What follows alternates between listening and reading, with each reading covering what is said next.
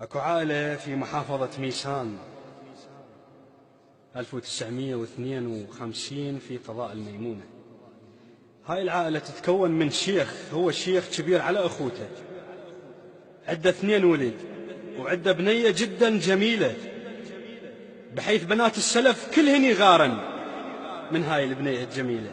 فذاك اليوم الشيخ هو وزوجته سيروا وولده راحوا يسقون، فالبنية طلعت تريد تجيب ماي من الشط يصير قبال بيتهم، فوحدة من جوارينهم اللي تكره هاي البنية الجميلة تباوع عليها، فنزلت هاي بنت الشيخ تريد تجيب الماي، من نزلت زلقت من الطوفة طاحت بالماي، ظلت تصيح ما حد لها، غرقت البنية.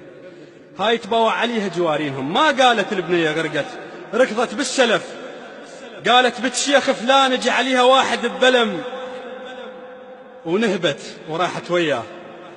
فأبوها سمع، اجى نزع عقاله تلثم تكدر بالبيت. أمها ظلت من تطلع يذبون عليها كلام مو زين بالسلف. فذاك اليوم مثل ما نقول قلب الأم دليل، الأم راحت على جرف الشط لقت بلم عالجرف، صعدت بالبلم شمته قالت بنت ما صعدة ببلم، فشالت غرفة مال ماي ضاقت الماي، قالت ما نهبت ولكن باق هالماي، ما نهبت ولكن باق هالماي.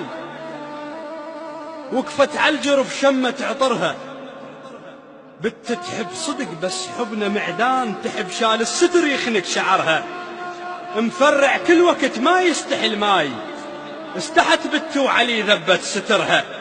لو نهبت صدق كان مسحت آثار وذن اطراف اصابعها بجدرها، تبرد ذي بمس من حاجة يعقوب، اش مالك يا بلم دحت بخبرها، ورجع ماي وجهل بالسلف طاح، كان طيحت سما وبدت بدرها.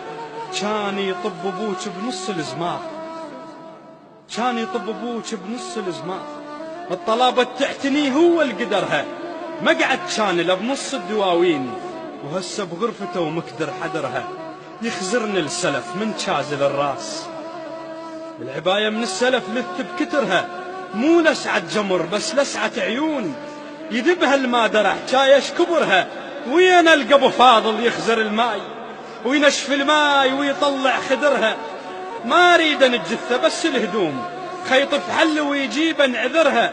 بنت شناغ هرفوا بالقفا عيون، بنت الشرف ما شايف ظهرها، قطفت عالجرف هوس ام الحجول، عشت بديرته ولكن غريبة، الشرف شانوا علي ذبا مصيبة، بنت منين تعرف بالنهيبة، قبال اخوانها الضم القصيبة، ولو ردتوا شاهد تلقونه ما يشط عنها تحلفونه، ولو ردتوا شاهد تلقونه ما يشط عنها تحلفونه.